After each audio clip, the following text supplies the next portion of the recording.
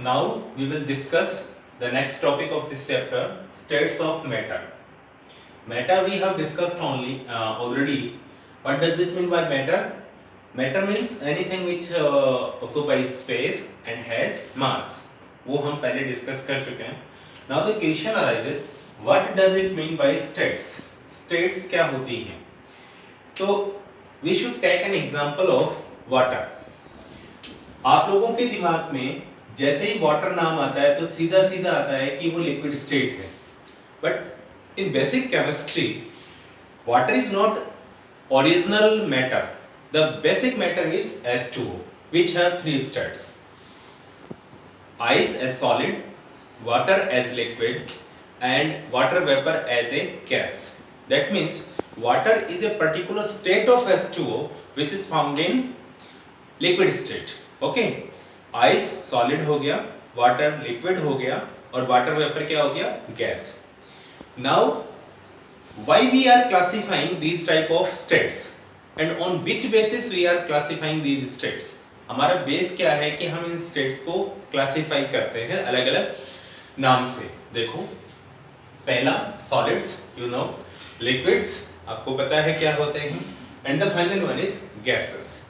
इनका main base क्या है क्लासिफिकेशन का? I have already written here, variation in the properties of the particles. Okay, and which specific property we have to consider is this, the attraction forces among the particles. This is the specific property by which you can classify, on which basis you can classify the states. Now we come to the normal phenomena, normal definition of these states. Solid मतलब जिसमें particles बिल्कुल पास पास होते हैं, strongly bonded होते हैं, ठीक है. Liquid जिसमें पार्टिकल्स थोड़े दूर दूर होते हैं और जिनमें अट्रैक्शन फोर्सेस थोड़े से वीक होते हैं. गैसेस जो होती हैं उनके अंदर पार्टिकल्स एक दूसरे से बहुत दूर दूर होते हैं और उनके बीच में आपस में कोई अट्रैक्शन फोर्सेस ज्यादा नहीं होते, बहुत ही वीक अट्रैक्शन फोर्सेस होते हैं, right. Now according to your book और initial definition, solids are those substances which have fixed shape and fixed volume. यानी ना तो जिनका शेप चेंज होता है ना उनकी वॉल्यूम चेंज होता है. जैसे एक पत्थर ले लें तो पत्थर की शेप भी नहीं चेंज हो सकती और उसका वॉल्यूम भी नहीं चेंज हो सकता. अगर आप बहुत ज्यादा फोर्स अप्लाई करेंगे तो वो टूट जाएगा लेकिन उसकी शेप चेंज नहीं होगी. इन case of liquid they have fixed volume. यानी 1 लीटर पानी अगर है तो आप गिलास में डालें, टंकी में डालें, बाल्टी में डालें, वो हमेशा 1 लीटर ही रहेगा. That means it has fixed volume but it will convert into the shape of that particular container. जिस कंटेनर में डालोगे वो उसी की शेप ले लेगा, right. In case of gases they don't have fixed volume and they don't have fixed shape. Volume fix कैसे नहीं होती? जैसे मान लो बलून के अंदर आपने गैस भरी हुई है तो उसका वॉल्यूम बलून के वॉल्यूम के इक्वल हो जाता है. अगर वो वॉल्यूम इस रूम में लाके आप खोल देते हैं, वो बैलून आप इस रूम में लाके खोल देते हैं तो वो गैस पूरे रूम में फैल जाएगी. That means now the volume of the gas is equals to the volume of this room. Is it clear? So these are basic properties. Now we come to attraction forces. We have already discussed. Solids are very strong, liquids weaker than solids but they are still stronger in comparison to the gases, and gases have very weak moment. अगर attraction forces बहुत strong है solids में तो moment particles का नहीं हो सकता क्योंकि एक दूसरे को उन्होंने जकड़ रखा है, right. Liquids have limited means suppose that you have water in a container. Water particles can move in the limit. वो उस सरफेस के नीचे नीचे मूव कर सकते हैं, लेकिन अगर उससे ऊपर चले गए तो हम उसको लिक्विड नहीं बोलेंगे, हम क्या बोल देंगे उसको? Gas. That means they have limited moment. Gas can move, particles of gas can move here and there, so their moment is unlimited. This next one is kinetic energy. Particles of solid have very less kinetic energy. That's why they are not able to move. Particles of liquid have higher kinetic energy in comparison to the solids, and the particles of the gas have highest kinetic energy. That's why they are moving here and there. Okay. Now we come to fluidity. Fluidity means a property to flow. A property of flowing, यानी किसी चीज के बहने की जो property होती है, कैसे फ्लो करता है, कैसे मूवमेंट करता है। तो सॉलिड्स में you know they are rigid, they don't have the property of fluidity, very less, very less. Liquids have moderate. In this case also I want to discuss, they have different type of different rate of fluidity. Suppose that I am taking example of water and honey. पानी ज़्यादा flow होता है fast और Honey slow होता है, क्योंकि उनके attraction forces थोड़े से डिफर करते हैं. Gases have very high rate of fluidity, वो बहुत फास्ट मूवमेंट कर सकती हैं. कंप्रेसिबिलिटी, कितना आप उनको दबा सकते हो, राइट? उनको नहीं, सॉलिड्स को आप कंप्रेस नहीं कर सकते, लिक्विड्स को थोड़ा सा कंप्रेस किया जा सकता है, और गैसेस को आप इजीली कंप्रेस कर सकते हैं, राइट? जैसे बलून है तो उसको अपन इजीली कंप्रेस कर सकते हैं. यहाँ एक एक्सेप्शनल केस में मेंशन करना चाहूँगा. Sometimes it has been asked that rubber में तो कंप्रेसिबिलिटी होती है, रबर को तो अपन पुश कर सकते हैं, स्पंज को अपन पुश कर सकते हैं, कंप्रेस कर सकते हैं. यहाँ एक चीज नोट करनी है, रबर बेसिकली जहां से नेचुरल स्टेट में आता है उसमें कंप्रेसिबिलिटी नील होती है, ऑलमोस्ट नहीं होती है, वो बहुत सॉलिड स्टेट में रहता है. लेकिन हमारे तक जो रबर आता है वो केमिकली रिएक्टेड है, वल्केनाइज्ड रबर है, तो उस क्या होता है, थोड़ी सी कंप्रेसिबिलिटी इंटर करवा दी जाती है सल्फर पार्टिकल की हेल्प से, राइट? दूसरी स्पंज, तो स्पंज में क्या वजह क्या होती है कि स्पंज में बीच में एयर के लिए वैकेंट स्पेसेस होते हैं. जैसे आप कंप्रेस करोगे एयर बाहर आ जाएगी, जैसे छोड़ोगे तो एयर वापस अपनी जगह आ जाएगी, right? Now we come to density. Density means जिसमें पार्टिकल्स पास होते हैं उसकी डेंसिटी ज्यादा होती है, right? So in case of solid it is the highest one, in case of liquid it is in medium state, and in gases they have very low density because the particles are very far from each other. So this was about the states of matter. Examples you can take solids, you have so many examples like ice, anything, stones. Liquids, many liquids you know, water, honey, many liquids you know. In case of gases, oxygen, hydrogen, carbon dioxide, all these. Okay, so these are about states of matters. The completion of the states of matter. Now we want to know that these states are stable or they can be converted into each other. That means we can change one state to the another or not. Yes, we can change by the effect of temperature, by the effect of pressure. So first of all we are taking the effect of temperature on any of the state. जैसे अपन simply देख सकते हैं, ice को गर्म करने से हम water बनाते हैं, वाटर को गर्म करने से वाटर वेपर बनता है. Okay, so first of all we are taking the effect of temperature. Temperature का इफेक्ट आपको एक्सप्लेन करने से पहले मैं कुछ आपको दो टेम्परेचर की यूनिट्स बताता हूं जो आपस में इंटर कन्वर्टेबल होती हैं, इंटरचेंजेबल है. Okay, basically temperature is measured in degree Celsius और इन kelvin. In degree Celsius, if we add 273.15 Kelvin, or in some books you can say this is 273.16. So if you add 273.16 in degree Celsius, you will get the answer in Kelvin. Suppose that I have 10 degrees Celsius and you are asked to convert it into Kelvin. Simply you have to add 10 degrees Celsius plus 273.16. You will get the answer 283.16 Kelvin. Clear? Similarly, if you have Kelvin temperature and you want to convert into degree Celsius, then just subtract 273.16 from the Kelvin temperature. I am taking example 533 Kelvin, so I have to subtract 273.16 from this and I will get in degree Celsius, that is 39.84 degree Celsius.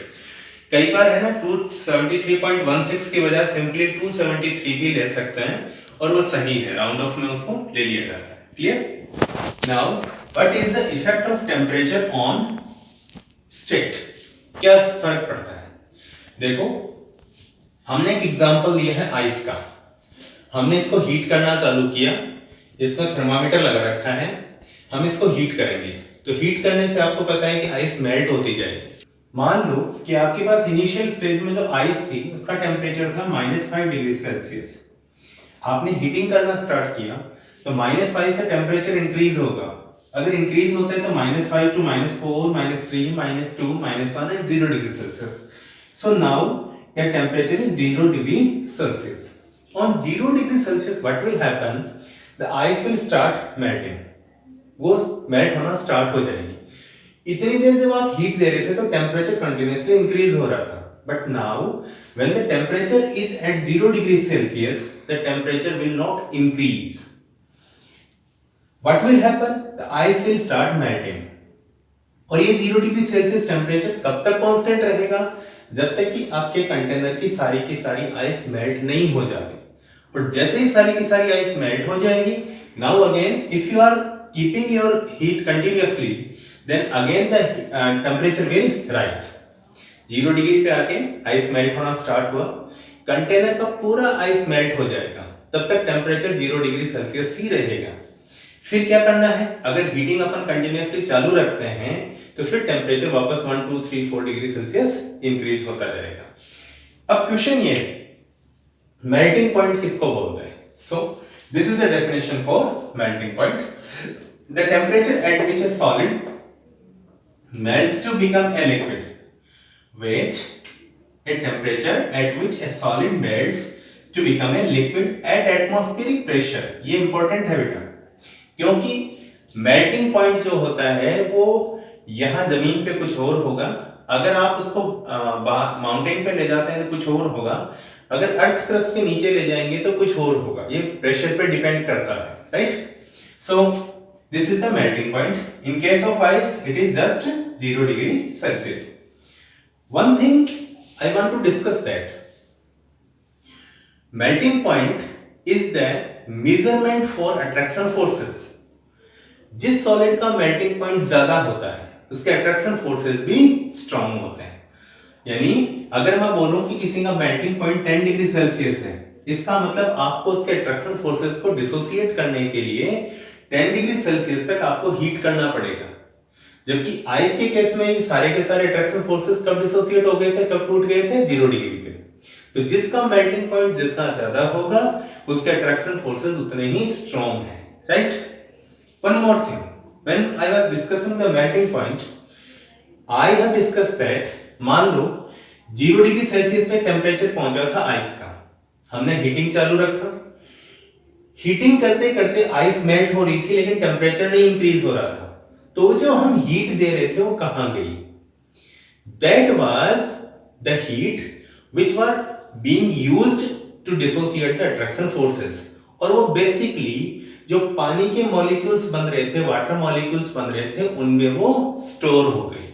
And this heat is known as latent heat.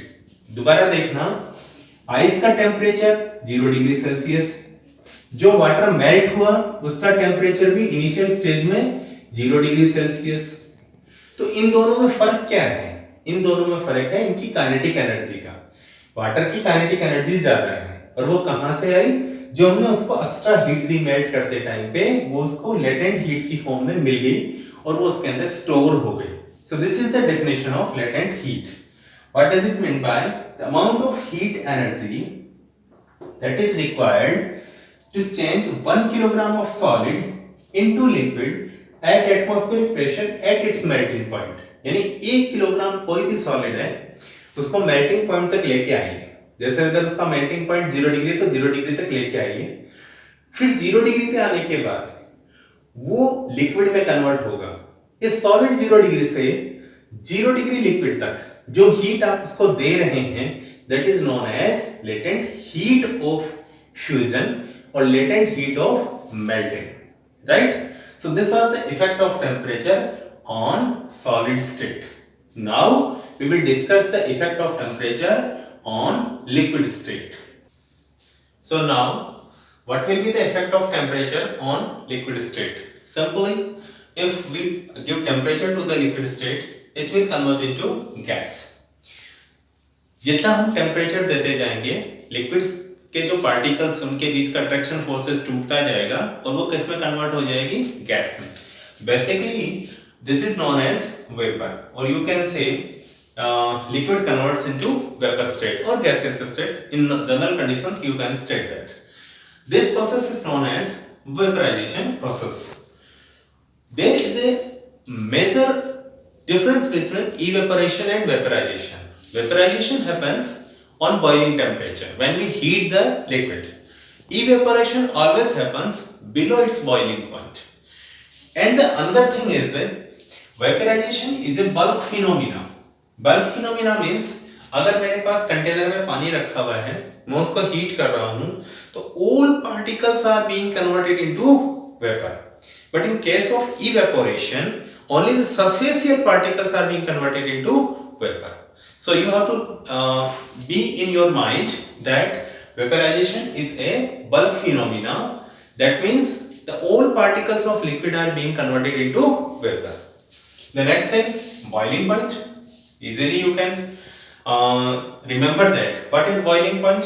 When a liquid starts boiling is known as boiling point. Again, I want to discuss that boiling point भी atmospheric pressure के साथ change होता है.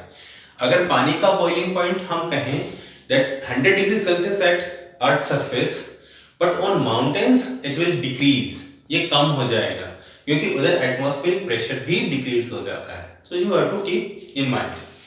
Next thing, again the similar thing, latent heat of vaporisation. In that case, in last solid into liquid, it was latent heat of fusion. This is latent heat of vaporisation. जैसे अपन पानी को गर्म करते हैं, पानी को गर्म करते करते मान लो आपने 70 डिग्री से स्टार्ट किया, 70, 80, 90, 100 पे पहुंच जाएगा. जैसे ही पानी का टेम्परेचर 100 पे पहुंचेगा, हम उसको कंटिन्यूअसली हीट देते जाएंगे, लेकिन पानी का टेम्परेचर 100 डिग्री पे कांस्टेंट हो जाएगा. कब तक कांस्टेंट रहेगा? जब तक पूरा पानी वेपर में चेंज नहीं हो जाता. और जैसे ही पूरा पानी वेपर में चेंज हो जाएगा, फिर उसका टेम्परेचर इंक्रीज होना स्टार्ट हो जाएगा. तो वाटर टू वेपर, इसके दौरान आपने जितना हीट दिया, दोनों 100 डिग्री सेल्सियस टेम्परेचर है, इसके दौरान आपने जितना हीट दिया, that is known as latent heat of vaporisation. And that's why 100 degree Celsius का पानी और 100 डिग्री सेल्सियस का वेपर, दोनों में से आपको ये ज्यादा गर्म फील होगा वेपर. क्यों? क्योंकि उसमें लेटेंट हीट भी इंक्लूड है, इसके पार्टिकल्स की काइनेटिक एनर्जी ज्यादा है in comparison to liquid water, right? So ये क्वेश्चन कॉमन पूछा जाता है कि 100 डिग्री सेल्सियस की वेपर ज्यादा हीट देती है, ज्यादा बर्न फील करवाती है. क्यों? क्योंकि उसके पार्टिकल्स की काइनेटिक एनर्जी ज्यादा है और उसके पार्टिकल्स में लेटेंट हीट इंक्लूड है. You have to remember it. Okay. Now the another phenomena we want to discuss is sublimation. कुछ ऐसे substances होते हैं जो सॉलिड से डायरेक्ट गैस में कन्वर्ट हो जाता है.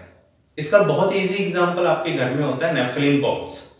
मम्मा क्या करती है कि जब सर्दी के कपड़ों को रखती हैं तो उनमें नेफ्थलीन बॉल्स को लगा देती हैं. जब हम उनको वापस खोलते हैं कुछ महीनों के बाद में, तो उसमें ना तो आपको नेफ्थलीन बॉल मिलती है और ना ही वहां पे कोई स्पॉट नजर आता है, because naphthalene has been converted into vapour state और in gases state directly without converting into liquid. This process is known as sublimation. That means conversion of a solid direct into gas. This is sublimation. एक example लिया है, हमने एक watch glass में ammonium chloride रखा हुआ है, right? इसको हम हीट करेंगे. हीट करेंगे तो यहाँ एक इंपॉर्टेंट चीज है, you will not find any liquid in this state. यहाँ आपको कोई लिक्विड नहीं मिलेगा. नॉर्मली सॉलिड मेल्ट होकर लिक्विड बनाता है, लेकिन यहाँ कोई लिक्विड नहीं मिलेगा. Directly it will be converted into gases state. और वो गैसेस स्टेट अगर मैंने ऊपर एक फनल लगा दिया उल्टा, तो वो उस फनल पे जाके डिपॉजिट हो जाएगा, राइट? और डिपॉजिट भी वो डायरेक्ट सॉलिड स्टेट में होगा. That means from here gas converted into solid, right? This is known as sublimation. Now you can say by the effect of temperature we have converted all these three states into each other. Solid into liquid, this is known as fusion or melting. Liquid into gas, this is known as vaporization. And solid into gas is known as sublimation. The reverse is also possible. जैसे ice को melt करने से water बनता है, तो water को freeze करने से क्या बन जाएगा? आइस बन जाएगा. सिमिलरली वाटर को हीट करने से क्या बनता है? Water vapour. तो वाटर वेपर को कंडेंस करने से वापस क्या बन जाएगा, water, right. Similarly this is known as fusion, solid into liquid, and the liquid into solid is known as solidification.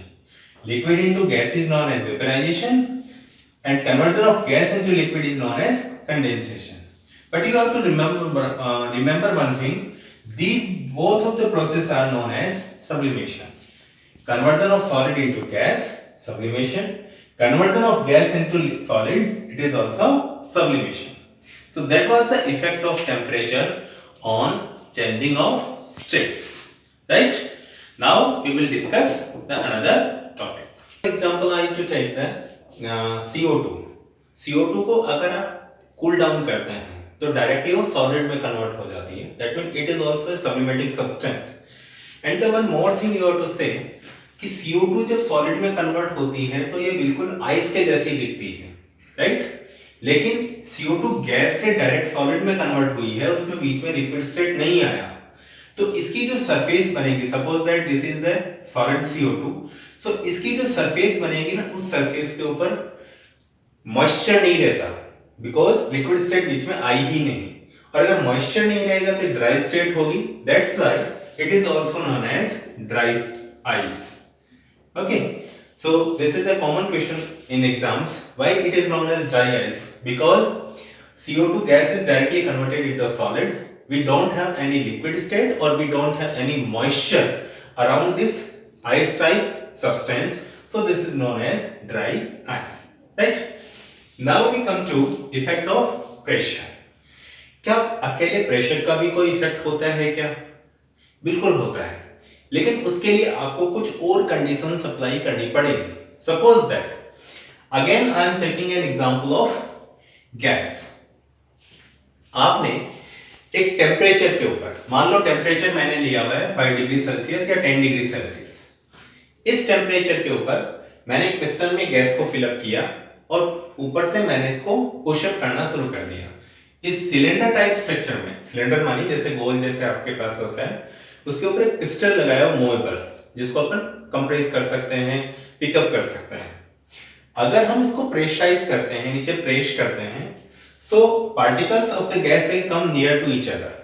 जैसे ही पार्टिकल एक दूसरे के पास आते हैं, उनके बीच में कुछ अट्रैक्शन फोर्सेस क्रिएट होना शुरू हो जाते हैं, और जैसे जैसे वो एक दूसरे के ज्यादा पास आते जाएंगे तो उनमें अट्रैक्शन फोर्सेस ज्यादा स्ट्रांगली क्रिएट होंगे.